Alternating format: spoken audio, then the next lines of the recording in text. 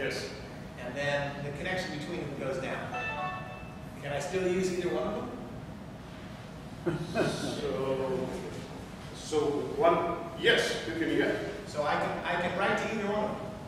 And I can write the same key with different values to either one of them. So a client, a server being down is a, yes, I'll give you yes. Either one of them is down. Yeah. They just can't talk to each other. That's the one.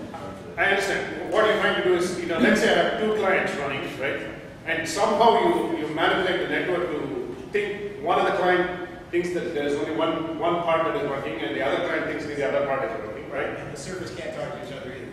Right. So what typically will happen with the client library here, in this particular case, is like I said before, the same thing. It's not going to be available. If you want to write to that particular key, it's going to time out, okay? And then if you reach a number of timeouts, at that point, it's going to assume that the server is down, and it's going to try and write to a different server, okay? So it will only write to the. Well, okay. So each one will run out on the other server, and then it will write to its own server. Right. But here you're talking about the replica, right? You're propagating the replicas, and that's where we can talk about that later. Okay.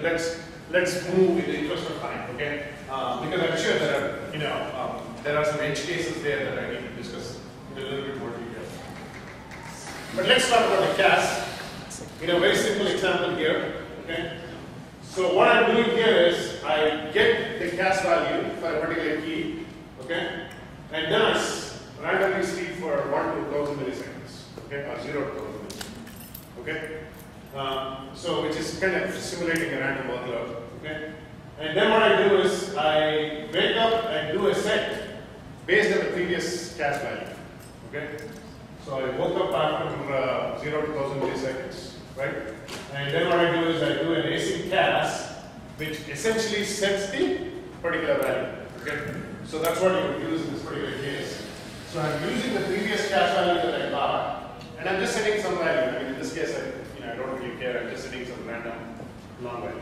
Okay? Does that make sense? Okay? And then I wait for the cache response.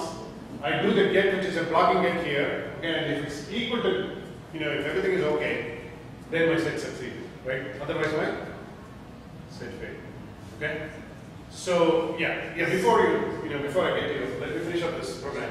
So when I run this, when I run it as one client, everything is running fine. Set succeeds, because I'm going in the loop, and there is no contention for that particular resource. So everything works just fine, right? But the moment I fire up another client,